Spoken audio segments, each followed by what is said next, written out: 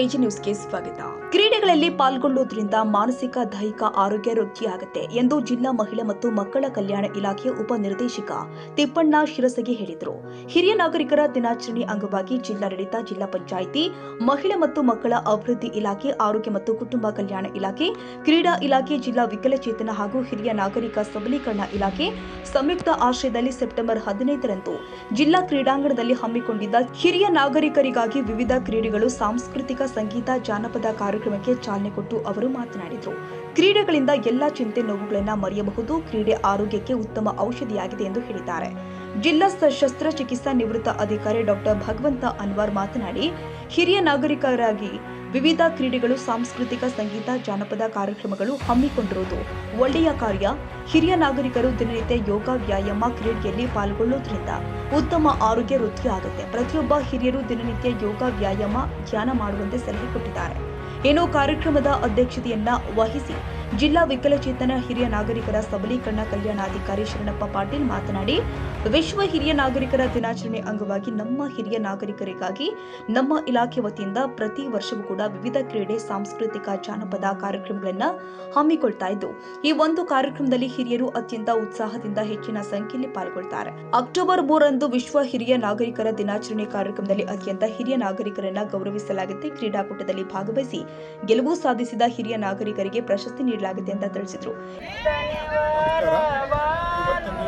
ಯಾದಗಿರಿಯಲ್ಲಿ ಜಿಲ್ಲಾಡಳಿತ ಮತ್ತು ಜಿಲ್ಲಾ ಸಬಲೀಕರಣ ಇಲಾಖೆ ವತಿಯಿಂದ ಹಿರಿಯ ನಾಗರಿಕರಿಗೆ ಸ್ಪೋರ್ಟ್ಸ್ ನಡೆಸ್ತಾ ಇದ್ದಾರೆ.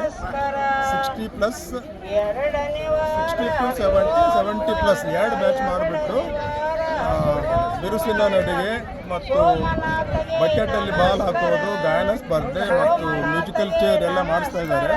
ಇದೊಂದು ಒಳ್ಳೆಯ ಕಾರ್ಯಕ್ರಮ.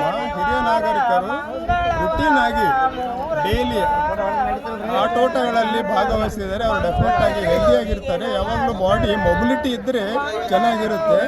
ಸೊ ಆಟ ಆಡೋದ್ರಿಂದ, ಮಿನಿಮಮ್ ವಾಕಿಂಗ್ ಮಾಡೋದ್ರಿಂದ ಬಾಡಿ ಮೊಬಿಲಿಟಿ ಇರುತ್ತದೆ. ಅದರಿಂದ ಅವರು ಇನ್ನೂ ಸುಮಾರು ವರ್ಷಗಳ ಕಾಲ ಹೆಲ್ದಿಯಾಗಿರ್ಬೋದು ಅಂತ ಹೇಳಿ ನಾವು ಹೇಳ್ಬೋದು.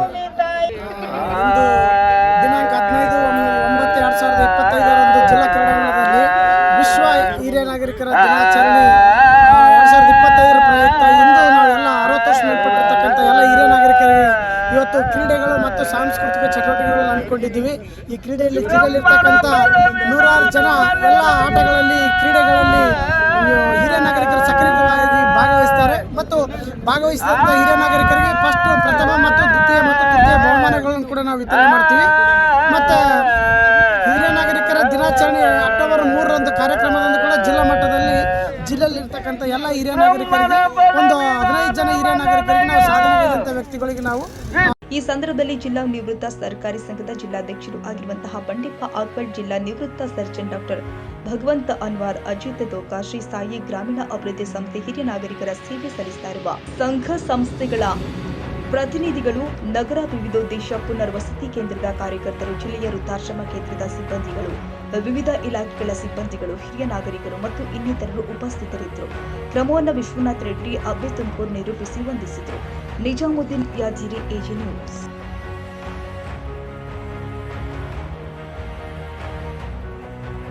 ಕನ್ನಡಿಗರ ಮೆಚ್ಚಿನ ನಿಮ್ಮ ಎಜೆ 24/7 ನ್ಯೂಸ್ ಕನ್ನಡ ವಾಹಿನಿ ಇದೀಗ ಟಿವಿಯಲ್ಲಿ ಲಭ್ಯ. ವೇಳೆ ನೋಟಿಸ್ ಕೊಟ್ಟಿದ್ರೆ ವಾಪಸ್ ತಗೋತೀವಿ. ಇವತ್ತು ವಕ್ಫ್ ಪ್ರಾಪರ್ಟಿ ಅಂತೇಳಿ ಬರ್ತದೆ ಅಂತ ಹೇಳಿದ್ರೆ ರೈತರು ಬೀದಿಗೆ ಬಂದ್ರೆ ಏನ್ ಮಾಡ್ಬೇಕಾಗತ್ತೆ? ಯಾರು ವೋಟ್ ಹಾಕಿಲ್ಲ ಅಂದ್ರೆ ಗ್ಯಾರಂಟಿನೆಲ್ಲ ಸ್ಟಾಪ್ ಮಾಡ್ಬಿಡ್ತೀವಿ.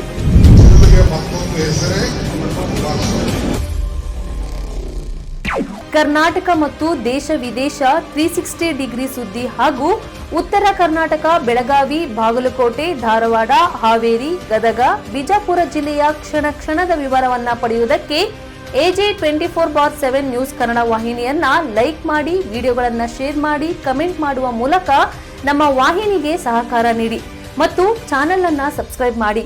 ಧನ್ಯವಾದಗಳು.